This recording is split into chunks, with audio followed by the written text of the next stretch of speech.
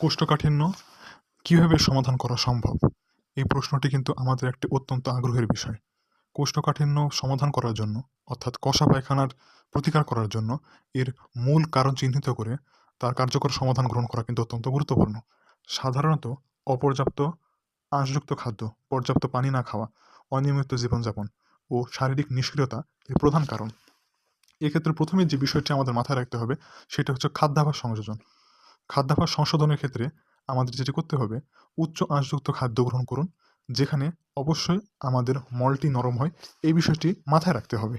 এই ধরনের খাদ্যগুলো হলো ওটস, আপেল, নাশপাতি, এসবগুলো ভুসি, ছোলা, শিম, এছাড়াও অন্যান্য শাকসবজি এবং ফলমূলের মধ্যে আছে গাজর, ফুলকপি, পালং শাক, ব্রোকলি, বাদাম, ব্রাউন রাইস, এগুলো খেতে পারেন। অবশ্যই পর্যাপ্ত পানি পান করুন। প্রতিদিন 8 থেকে 12 গ্লাস পানি পান করুন। সকালে খালি পেটে গরম পানি পান করলে সেটি মলত্যাগের ক্ষেত্রে অত্যন্ত উপকারী হিসেবে বিবেচিত হয়। প্রোবায়োটিক ও ফার্মেন্টেড খাবার গ্রহণ করুন। প্রোবায়োটিক অন্ত্রের উপকারী ব্যাকটেরিয়া বৃদ্ধি করে, যা হজমে অত্যন্ত সহায়ক। টক দই, ঘোল, কিচমিচ, সয়াবিন ফার্মেন্টেড খাবার গ্রহণ করুন, যা আমাদের হজমতন্ত্রের ক্ষেত্রে অত্যন্ত উপকারী। 2. জীবনযাত্রার পরিবর্তন। শারীরিক কার্যকলাপ এক্ষেত্রে বৃদ্ধি করুন। প্রতিদিন 30 থেকে 45 মিনিট হাঁটুন বা ব্যায়াম করুন। সকালের দিকে দ্রুত হাঁটা বা দৌড়ানো মলত্যাগ অত্যন্ত সহজ করে। শৌচাগারের অভ্যাস উন্নত করুন। সকালে নির্দিষ্ট সময়ে টয়লেটে বসার অভ্যাস গড়ে তুলুন। কখনো মলত্যাগের চাপ উপেক্ষা করবেন না। এটি একটি অত্যন্ত খারাপ বিষয় আমাদের কোষ্ঠকাঠিন্যর ক্ষেত্রে। স্কোয়াটিং, বেঞ্চ বা পায়ের নিচে ছোট টুল ব্যবহার করলে মলত্যাগ সহজ হয়। স্ট্রেচ ও মানসিক চাপ নিয়ন্ত্রণ করুন। মেডিটেশন ও পর্যাপ্ত ঘুম কোষ্ঠকাঠিন্য কমায়। 3. প্রাকৃতিক ওষুধ ও ঘরোয়া প্রতিকার। ঘরোয়া প্রতিকারের ক্ষেত্রে আমরা যেটা করতে পারি, ইসবগুলের ভুসি রাতে 1 থেকে 2 চামচ ইসবগুল পানির সাথে মিশিয়ে খেলে মল অত্যন্ত নরম হয়।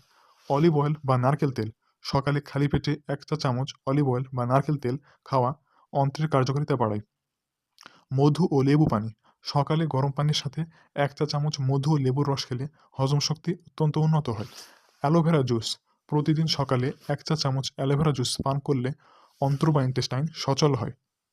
4. প্রয়োজন হলে চিকিৎসকের পরামর্শ নিন। যদি দীর্ঘমেয়াদী কোষ্ঠকাঠিন্য থাকে, তবে নিম্নলিখিত লক্ষণগুলোর জন্য চিকিৎসকের শরণাপন্ন হওয়া অত্যন্ত জরুরি।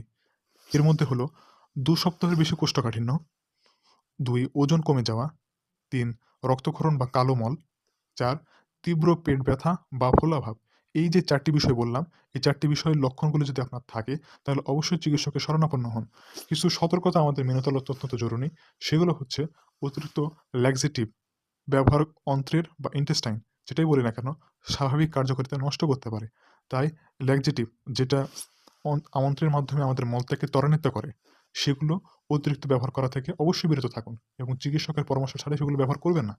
সর্বোপরি নিয়মিত ব্যালেন্সড ডায়েট, শারীরিক কার্যকলাপ এবং ভালো জীবনযাপনের অভ্যাস গড়ে তুললে কোষ্ঠকাঠিন্য থেকে মুক্তি পাওয়া সম্ভব। ধন্যবাদ।